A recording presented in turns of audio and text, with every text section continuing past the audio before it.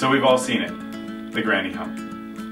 I get this question actually quite a bit recently, and so we want to address thoracic hyperkyphosis. What is it? What causes it? Can we do anything about it? Or are we stuck with it permanently? Hopefully not. Hopefully not. You want to demonstrate? Sure. Okay.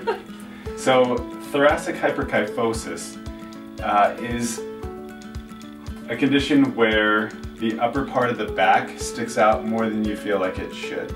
As humans, you want to show good posture? As humans, we're supposed to be upright with our ear over our shoulder as we're looking out over the horizon. Unfortunately, due to things like technology and some other things we'll discuss, people develop problems, and then this part of the upper back starts to protrude or stick out. So number one, it might be a spinal condition. Okay, so if that's the case, it's important to get checked out by a professional who's going to actually look deeper and not just do some surface work. Other than that, technology, you think about our kids, cell phones, video games, tablets, even things like reading, writing. Mm-hmm. Imagine kindergarten through 12th grade. Oftentimes people go on to college and then maybe develop a professional degree, a professional skill. A lot of people work at a computer. And so this is something that's not a small thing. This is something that potentially could affect all of us. So Benjamin Franklin said, an ounce of prevention is worth a pound of cure, and this is true in this case as well. So if we're causing it ourselves, we need to stop doing that. Okay, so in my office, I offer and I suggest and I recommend and create a plan for what we call the three-legged stool of correction. So number one, we evaluate to see if it's a spinal issue. If it is, we get to work on that and we make a strict plan on that. Number two, we add proper exercises. And number three, what we do is we stop doing the bad habits. All right, so the first exercise, you're gonna stand with your back flat against the wall. Okay. Touch your elbows to your body, thumbs out in front of you, thumbs up, and then point your thumbs backwards, keeping your elbows touching your body. Okay, and as you rotate backwards, this is gonna straighten and flatten the upper part. Also, you wanna focus on getting your ear over your shoulder. So, Are my ears over my shoulders? Not quite. You might want a partner to help you figure this out. Yeah, we have work to do on this one, by the way. Because I think I have good posture, and he's like, no. So the way you want to retract, okay, retraction is exactly Put like my that. leg against the wall? You can. So you're going to act as if someone's trying to kiss you. You don't want them to. You don't turn your head. Oh. Just go backwards. That's what I would do, though. Okay. Clearly we should have rehearsed this before. Okay. So, retract the chin. How you do that is you push backwards into the wall. Give myself a double chin. Right? Exactly. As if someone's trying to kiss you from the front and you don't want them to. And so what this does is it'll strengthen actually the neck muscles to support proper posture, as well as bringing the head back over the shoulders. And then also you're flattening the upper back. It's activating muscles that are going to support good posture at the same time it's putting you into a position that's not making things worse. This is the first exercise. You're going to hold this for 10 seconds to 30 seconds, and then you can do 2 to 3 sets. Just 2 or 3 sets a day? In the morning. In the morning. And at noon. And at night. Okay. So in my office, we use something from the spinal hygiene movement called the spinal hygiene kit. Most patients actually have one of these as part of their care plan because it includes several different exercises that are super important for the spine and maintaining a healthy spine. Specifically today, we're going to be talking about the granny hump. And so the portion of the spinal hygiene kit that affects this is known as the spinal molding roll. Okay. So the way we use a spinal molding roll is we're going to put it behind the neck or upper back. When I do an evaluation, I determine where is best for the individual to place this. So with Natalie, we're going to actually roll this down. Go ahead and lay back.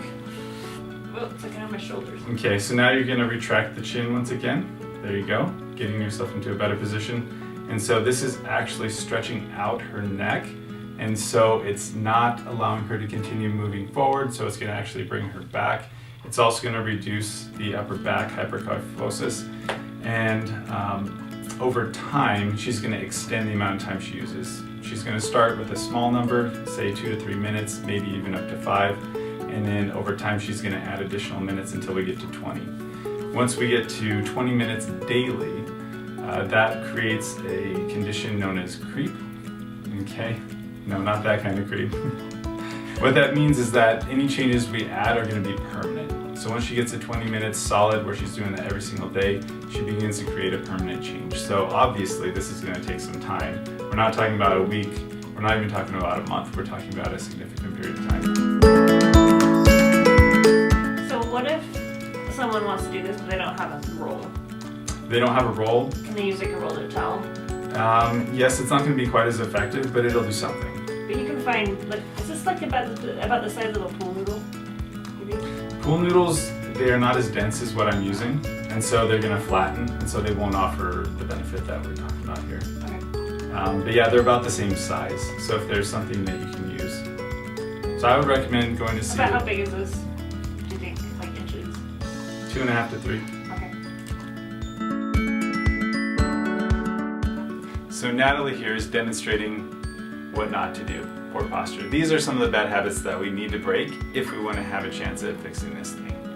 What I always find is that it starts in the low back, and so if we can position the lower back forward, automatically her upper back and her neck are going to be in a better position. Okay, so what in the world do we do about the devices and the tablets and the technology? Like a harness? Right. They actually sell harnesses. I don't remember what they're called, but they'll strap onto your upper back, and then it'll hold it in more an upright position. What if you're laying back like this?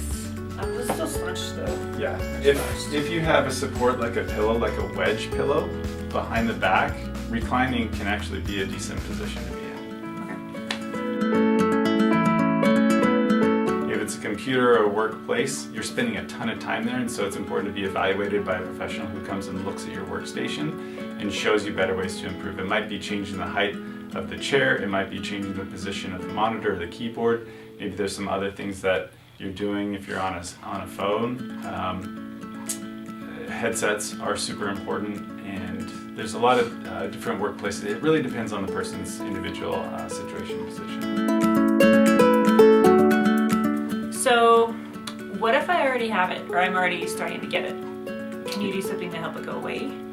So if you already have it, it's really important to do our 3-legged stool of correction. Get evaluated, add the proper exercise to stop the bad habits.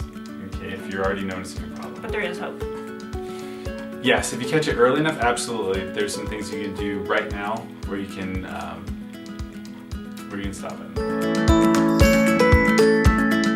One lady online asked me about hers being genetic. Okay. Is it really genetic, or is it just? There are certain spinal. passed down? Great question. So there are certain spinal conditions that could be genetic, that could be contributing towards what she's experiencing. However, what I find in the majority of cases is it's habits. It's what we're doing to ourselves over time. And a lot of those are not so much genetic, but we observe the people who brought us up, and we're observing them with poor posture, and so we're adopting it ourselves. And so it can be passed on, although I wouldn't call that genetic. Passing down bad habits, I guess. Yep. I can't think of any more. If you can think of any more that you have, just leave a comment below the video and we will respond. But